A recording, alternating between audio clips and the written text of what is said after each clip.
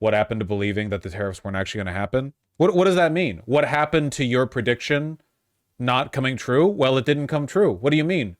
What happened to it? What kind of rhetorical question is that? I didn't think it would happen because it's insane. I guess it's happening. I don't know. What do you want from me? Yeah, he could still back out, but it seems pretty unlikely because these tariffs are meant to go into effect in like 8 hours. Here's the live feed. If this isn't the live feed, you're getting permabanned.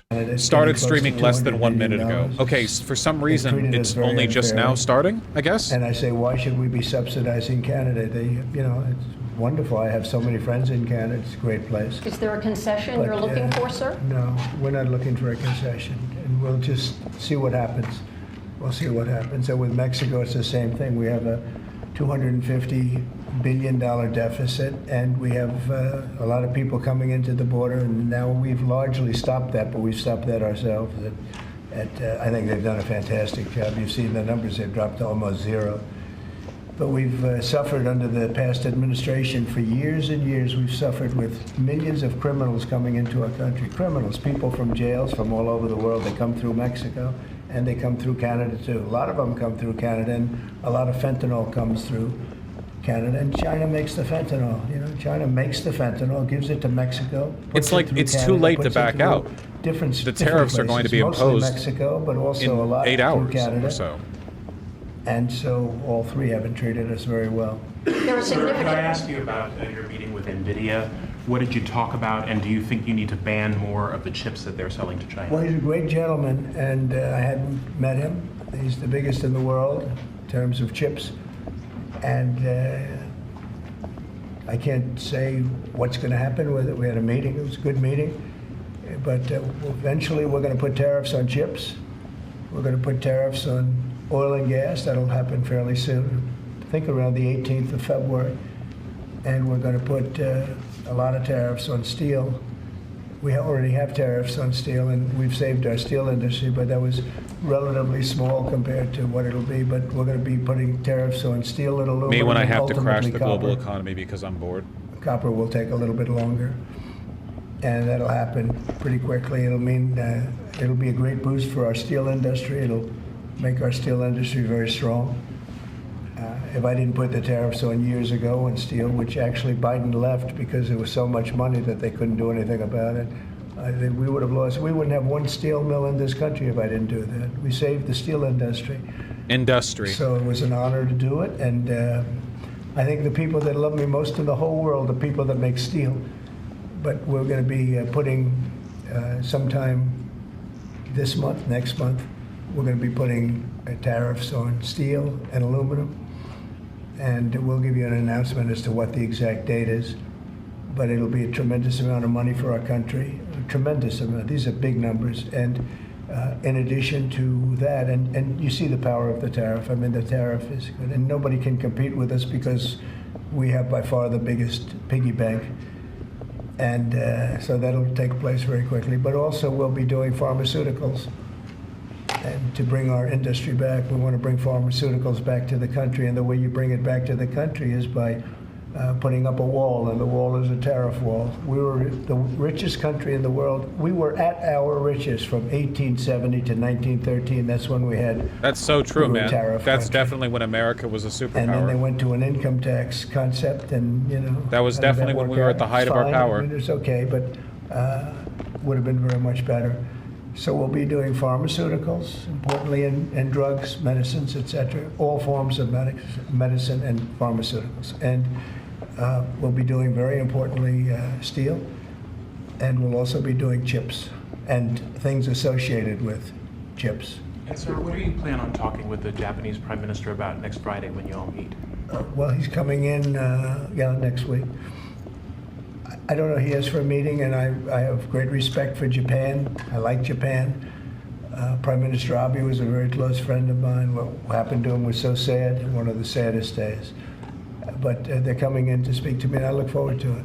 Mr. President, on the crash, do you have any concerns that your commentary about things you have described as common sense or your observations could in any way interfere with the thorough investigation of the crash? No, I think they'll do an investigation. It'll probably come out the way I said it. I like to put it up front. I'm so tired of listening to things happen to our country, and then people say we'll do an investigation, and 3 years later they come out with a report that nobody looks at.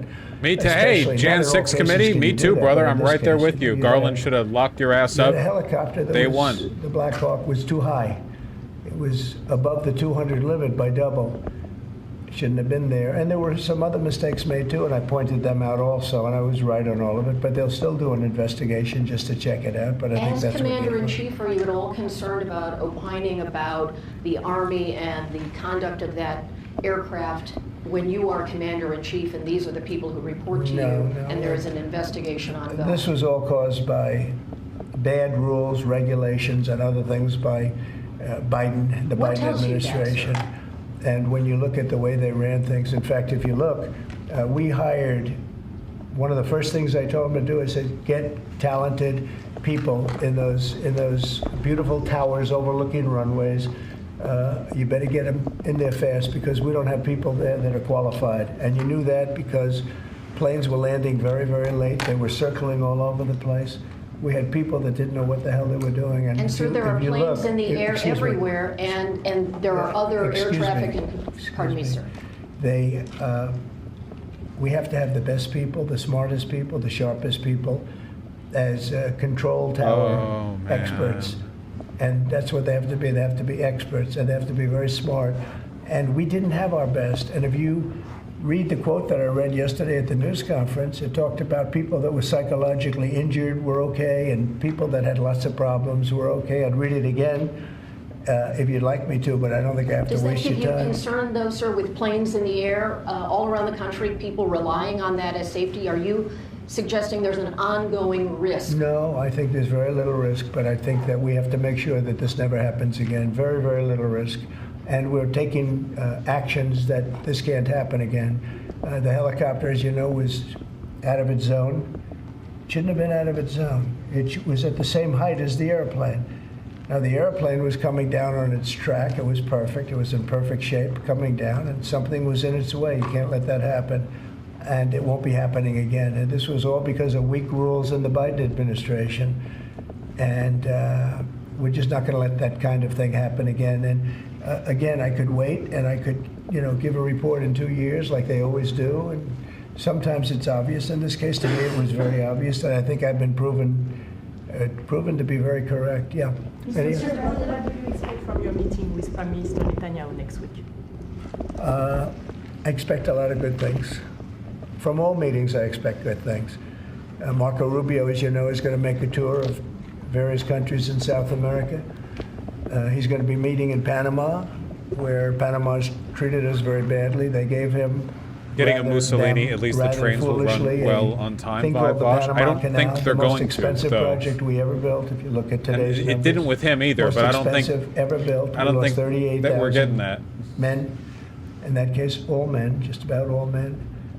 38,000 to the mosquito, to malaria and various other problems that you get from jungles. It was a tremendously costly event.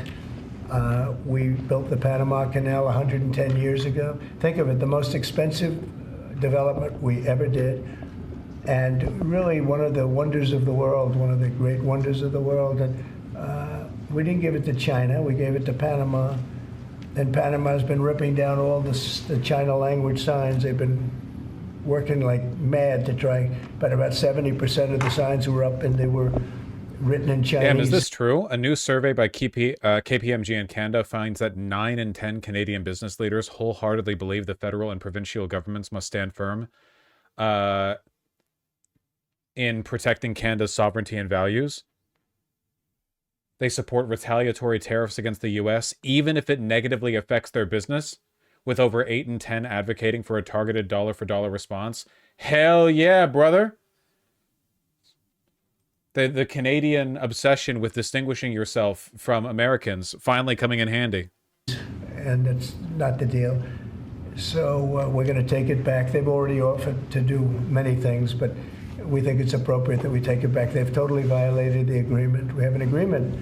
They violated the agreement, and Marco Rubio is going over there to talk to the gentleman that's in charge. On Gaza, do you still think it's a good idea for Jordan and Egypt to be taking in Palestinians when they reject the idea and the Palestinians who are living now in Egypt? I think Jordan will take people, people from Gaza. And I think Egypt will take them also. I mean, I heard somebody said they're not going to, but I think they will. I feel confident they will. Mr. President, will tomorrow's tariffs include oil? What? Will tomorrow's tariffs be inclusive of Canadian crude? I'm probably going to reduce the tariff a little bit on that. We think we're going to bring it down to 10% on the oil. So it's 25% on the Canada side. What? Mr. President, Wait. What? Reduce the tariff a little bit on that. We think we're going to bring it down to 10% on the oil. So it's 25% on the Canada side. 25% Canada's 25%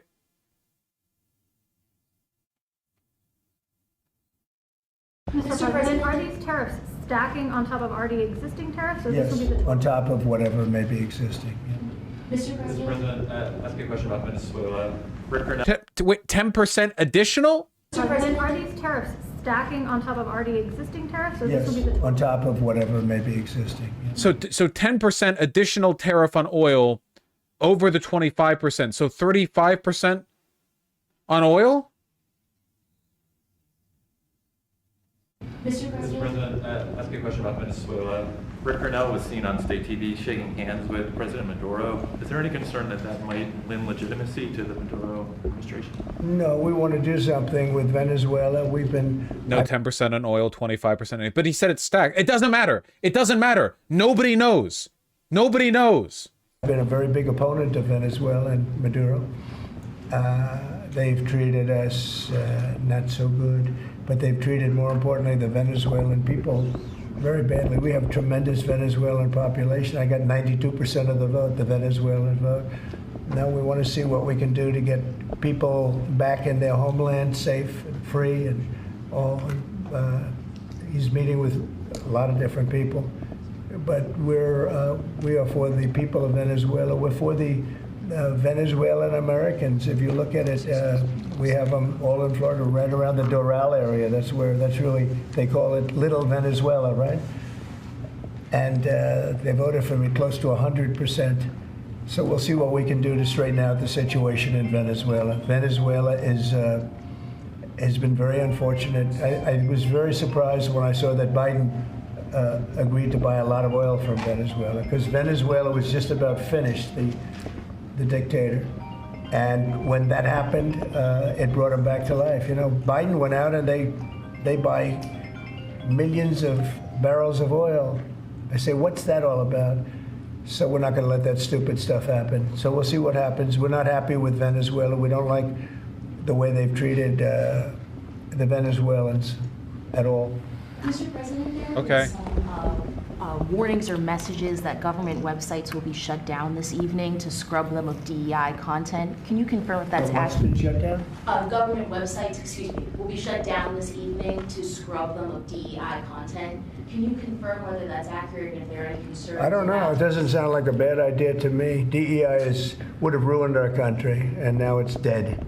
I think DEI is dead. So if they want to scrub the websites, that's okay with me. But I can't tell you. I guess probably certain people handle it certain ways. But Well, that's a nice confirmation that he's not making the decisions here.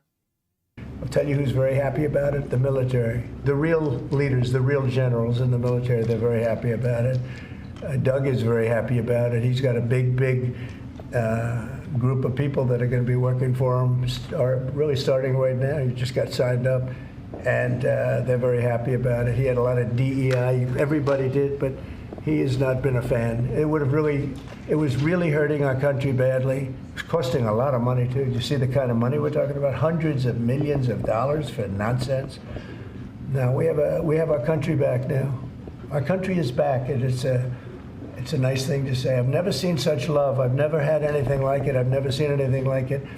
People are coming up, sir, thank you for bringing our country back. We were losing our country, and I think we're stronger now than we've been in many, many decades. At the Department of Update on your call with Vladimir Putin. Well, we'll be speaking.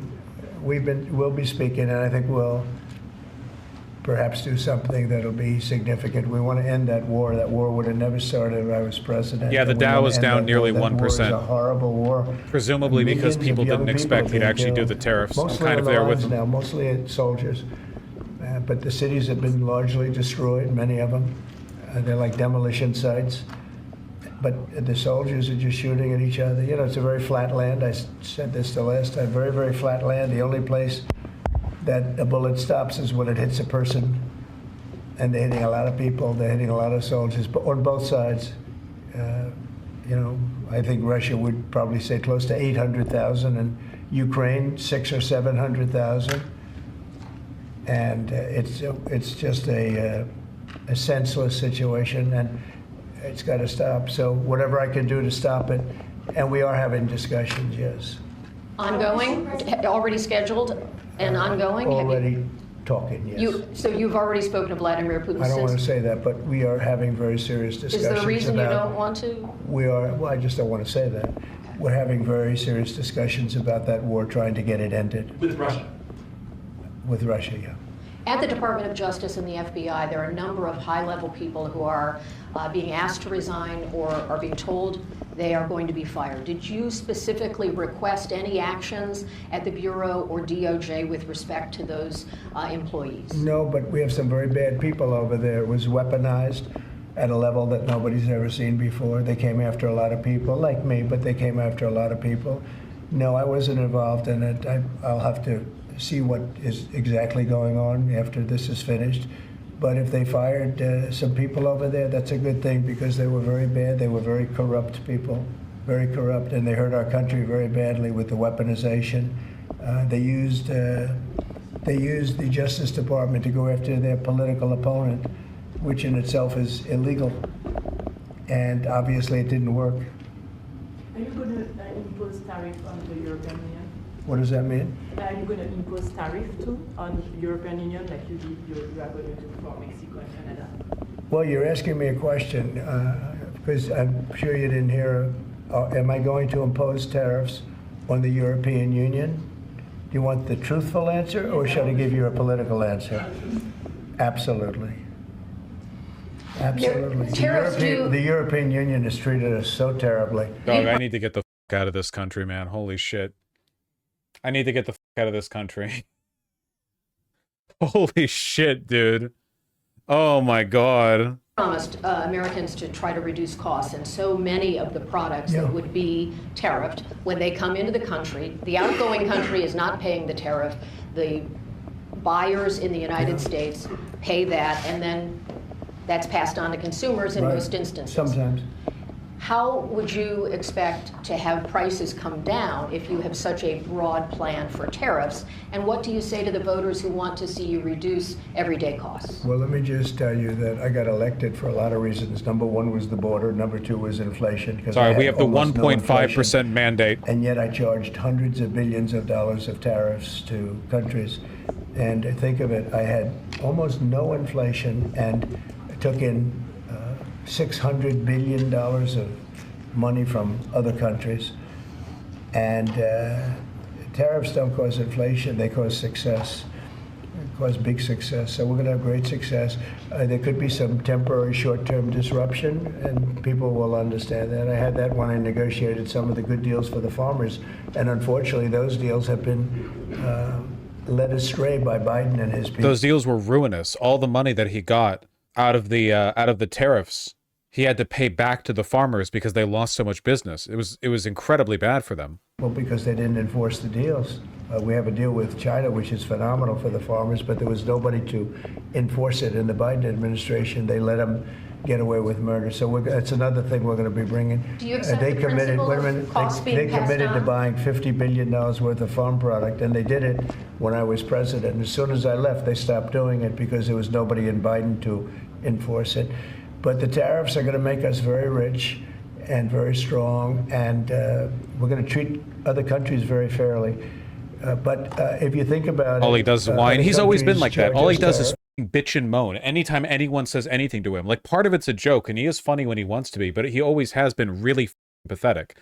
Every time anything is asked of him, any point, he gets to whining about how he's the most mistreated man in history. We don't charge them tariffs, and it's about time that that changes. Sir, are you concerned about the market reaction around tariffs? No, no. Tariffs, the word tariff is a very misunderstood word. You've heard me say, I say it kiddingly, but Kiddingly. it's one of the most beautiful words in the dictionary, really is. And we've been taken advantage of because others have charged us VATs. As an example, the European Union charges us 20% plus a VAT tax, called a VAT tax, very similar. And it costs us an absolute fortune. We are treated so badly. They don't take our cars. They don't take our farm products, essentially. They don't take almost anything. And we have a tremendous deficit with the European Union. So we'll be doing something very substantial with the European Union. We're going to bring the level up to where it should be. And if you think of the European Union, then you go to NATO. It's largely the same group of countries. Until I came along, I mean, we were paying almost 100% of NATO only to get bad trade deals. And now it's been evened out, but very unfair having to do, it was evened out pretty good. Actually, I did a good job. They paid $400. If you I'm look entering at the weave, man. General's report, and he was here recently, and he said that.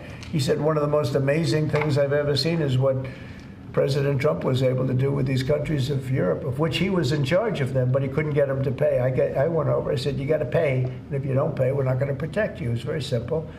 But very unfair is with Ukraine, because we're in for $300 billion plus, and they're in probably for $100 billion. There's a $200 billion difference, and they need it more than we do. You know, we have an ocean in between. They don't.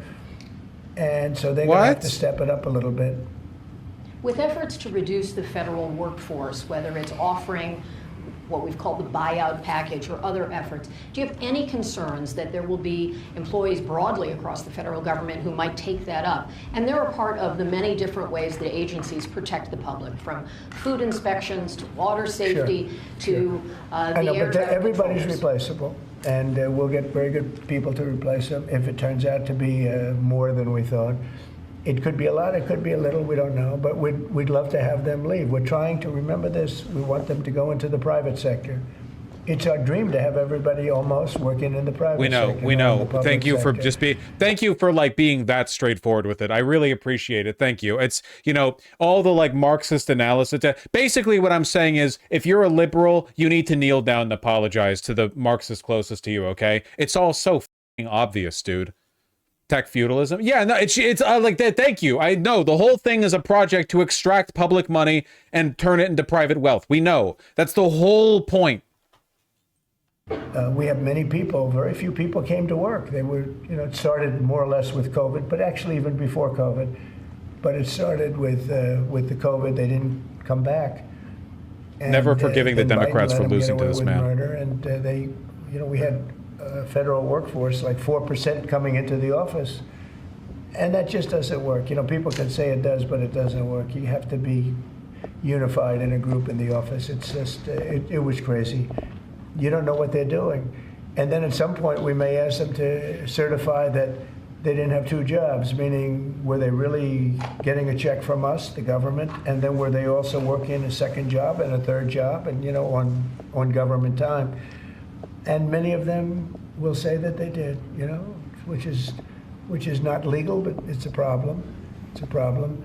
No, we want to get that out. We want to clean it out. You know, people have been trying to reduce federal government now for 40 years, 45 years, and they haven't been able to do it. And this is a way of doing it, I think, very nicely. It's sort of a buyout, too.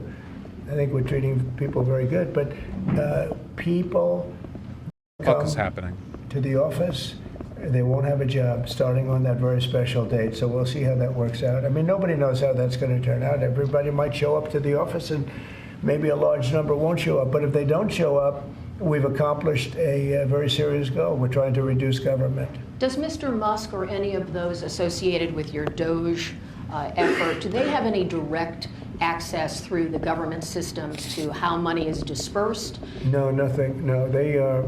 This has nothing to do. They're also trying to with get the it. federal cutting. You know, with this federal cutting, this is very separate. This is if you don't show up, you don't get paid.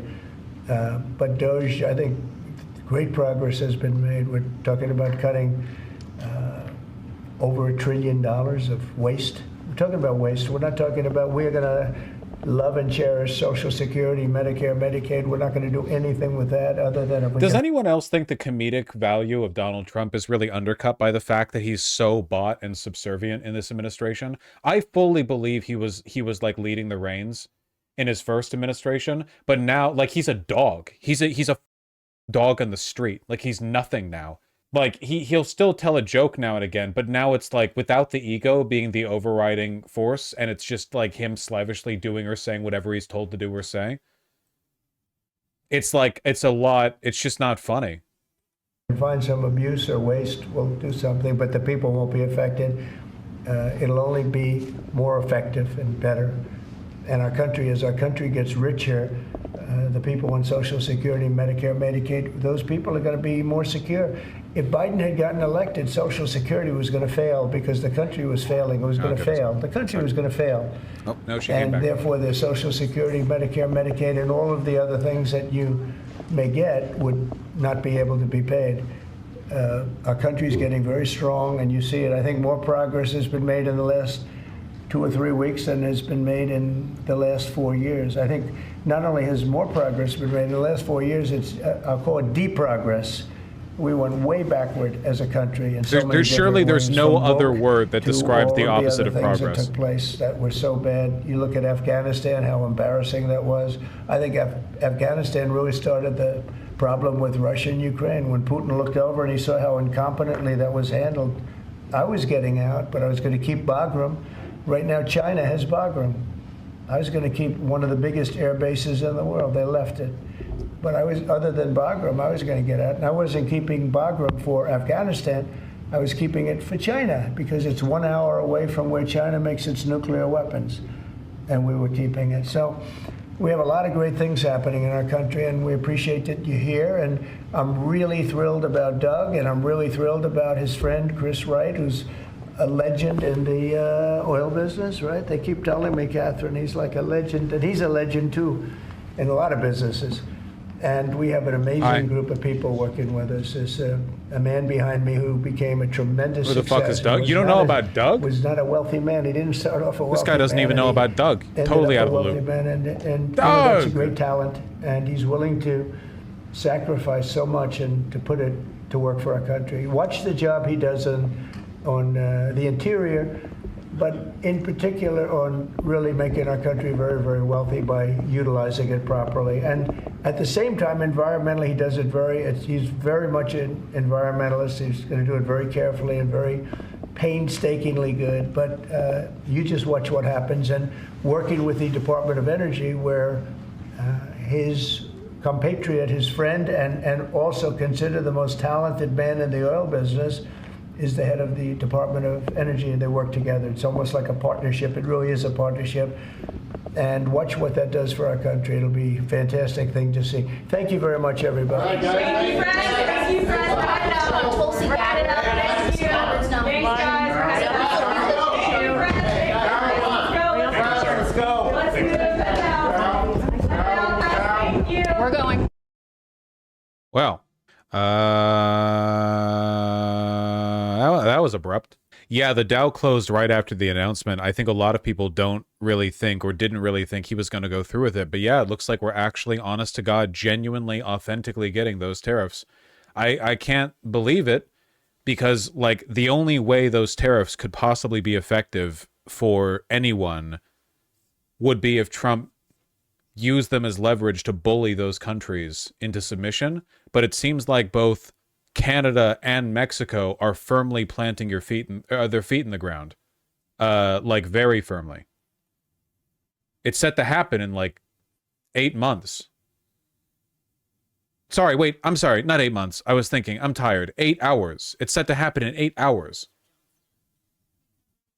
25% tariffs on Mexico and Canada. Tariffs on Canadian oil, maybe of 10%. Canada's threatening to shut off electricity. Mexico is threatening retaliatory tariffs. Apparently, 8 in 10 Canadian business leaders are recommending retaliatory tariffs, dollar for dollar, against the United States. No, it was 9 and 10 for a different thing, 8 and 10 for that. We are here this morning, my friends, as an unlikely group with leaders from across the political spectrum who've come together with cultural leaders, artists, academics, athletes. I hate listening to labor Canadians. What do you want? activists, a threat to our sovereignty and our very future as a nation. The threat comes, of course, from the President of the United States, a convicted felon and known predator. He's threatening massive tariffs to try and break us as a people. But the threat is also being driven by the hate algorithms of the oligarchs like Elon Musk. True. And there is the threat More from direct people than in the our own Dems. country Yeah, probably. who would sell out our birthright to appease the gangster class from Mar-a-Lago. That is not going to happen. The Canadian government's not happy with this one. Neither is the Mexican government. I don't know, man. It genuinely just seems like we're currently like hurtling towards a crash. Between that and what we looked at today, where apparently Elon Musk is just directly setting up shop in the Office of Personnel and Management, of the Office of Personnel Management, and the Department of the Treasury, and trying to get access to the computing system by which money is dispersed from the federal government, like literally moving beds in there so that his like thugs from DOGE can overlook everything, locking OPM people out of their own computer system. It really genuinely truly seems like we are hurtling into a wall. Like we are heading into it. We're on a countdown now. I can't believe we're here, but we're on a countdown now.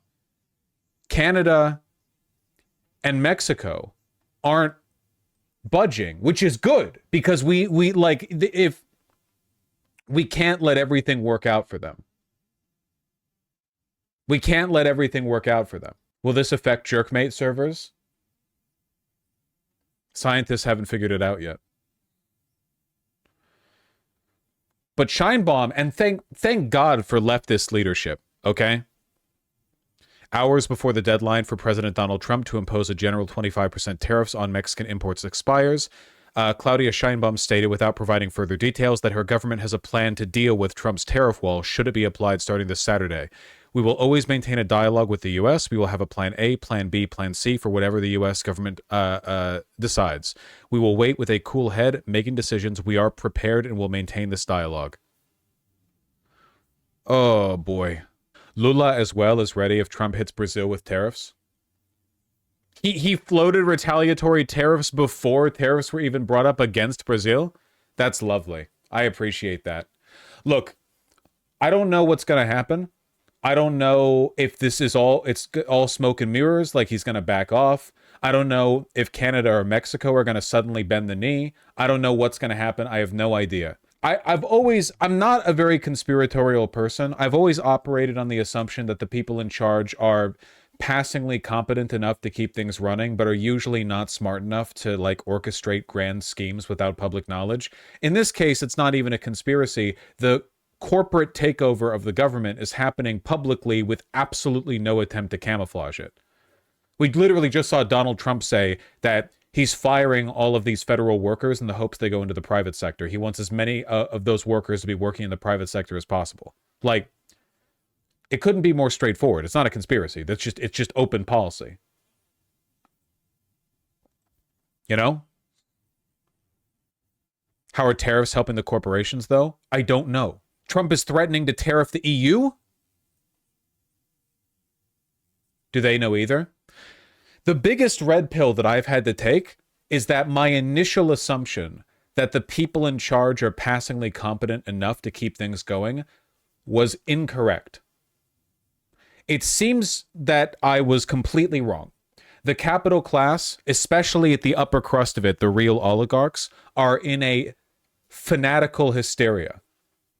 They are incredibly stupid and arrogant. Their stupidity and arrogance exceeds, like, we are hearkening back to the days of like divine nobility in the European monarchy. Like, we're talking about people who have no checks at all on their behavior, on their awareness. I could have told you this at least a year ago. Nobody cares because I have the stream. That's the lesson I'm trying to tell you guys. It's about who controls the media. I'm stupid. If it can happen to me, it can happen to them. Look, I don't know what's going to happen. I'm sorry. I don't know what's going to happen. Like, obviously, beans and rice, this could lead to genuine economic collapse. Like, it's possible that it doesn't, but it could. It's possible that it does. If nothing else, the instability of the United States economically is providing an incentive for other nations to lean more into China's orbit, or possibly like in localized trading groups. Like, I have a feeling this is going to lead eventually to more EU solidarity, because as unstable and bureaucratic and ineffective as the EU often is, it is better than what America is offering right now as a trading partner. Even a 25% tariff could lead potentially to extraordinary price hikes. This is what happens when elites think they don't need society and see it as nothing as a buffet table. Yeah, I think that it's magical thinking. I think that the elites have forgotten that all of their wealth is the product of a very complicated, nuanced, intricate global system that builds up, that they extract from. Instead, they think of the system that provides them their wealth as just like divine providence. Like, it just exists as a matter of fact. The stock market continuing to go up, the line continuing to go up, shareholder confidence continuing to go up. All of these are just facts of the world. And everything that supports that as a foundation can be picked from. It's magical thinking. Traders are moving so much gold from the Bank of England to the US to avoid Trump tariffs that the waiting time has reportedly octupled. Jesus Christ. Yeesh. Again, capital moving to the US like this has historically preceded a crash. Well, yeah, the last big crash we had, the last two big crashes we had, you had 2008, where the crash was predicated by a massive speculative bubble, subprime mortgages, blah, blah, blah. That's wealth moving into the U.S. That's what they were gambling on. And before that, the Great Depression, that was in the wake of tariffs put in place by Hoover, correct? Like, that a lot of what happened in the Great Depression was the product of a bubble that burst, the bank runs that happened, as a consequence of wealth entering the U.S. but not being like sufficiently stabilized. I'm sorry, the Great Depression, I think it's actually pretty complicated. It was like a big bank run, the instability, years of undoing Woodrow Wilson's economic reforms, kicked off by a bank run followed by tariffs. Ah, okay. Correcting my... I'm 10 minutes behind the stream, so I don't know if you're talking about it. My company just had an emergency meeting saying if Trump goes through with his tariffs tomorrow, they may consider layoffs. I'm unironically scared. Yeah, that's probably happening everywhere right now. Like, everyone in Wall Street, everyone with real money has been like waiting to see if this is real, and it looks like it is. Yeah, like, it's going to be really bad if it happens, if there's not some insane last second pull off. The gold price is literally the highest it's ever been in the past 100 years because of this. Great, great. Get your beans. Get your damn beans.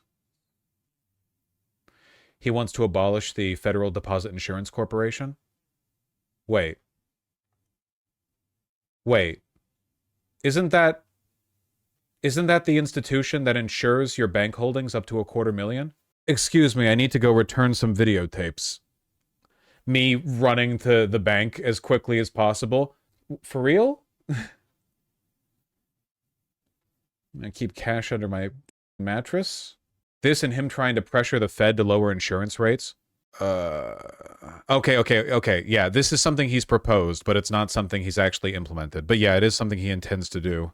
Sources told CNN's Kayla Tausch that allies of President-elect Donald Trump have discussed the possibility of dismantling the FDIC, giving Treasury oversight of deposit insurance, and allowing the federal government to substantially shrink or even close the rest of the agency. That's cool. It has as much logic as asking if Trump can abolish Wednesday and split it between Tuesday and Thursday, said Klein, a former Treasury Department official who helped craft the Dodd-Frank Act of 2010. The FDIC's brand value to consumers is immense. Millions of Americans trust the FDIC insures their nest egg. Millions of Americans don't know what it is. I do like this subheader, though. This is really bad for capital, though. Well, you know what? So was the Great Depression. And so was 2008. That's the point, right? They're not responsible stewards of the environment. It's like, or not the environment, sorry, of the economy. They're not like, they're not smart enough. It's like they can't do it. When will the oligarchs turn on Trump and make their own government? This is their government. This is what they want. This is what they want. They think of all of these sensible regulations as impediments put in place by lesser-minded people who are getting in the way of their, like, Randian supremacy. Barriers put in place by lesser men, preventing them from reaching greater heights. They're not rational people. They're psychopaths. They want chaos. No. They don't want chaos. They don't think there will be chaos. They're too arrogant. They don't think there will be chaos. They think they're fine. They don't think they can make mistakes. They think they're gods. They all talk like they're gods. Yeah, the social contract needs to be adjusted. Exactly. Whatever. We'll see what happens. We'll see what happens.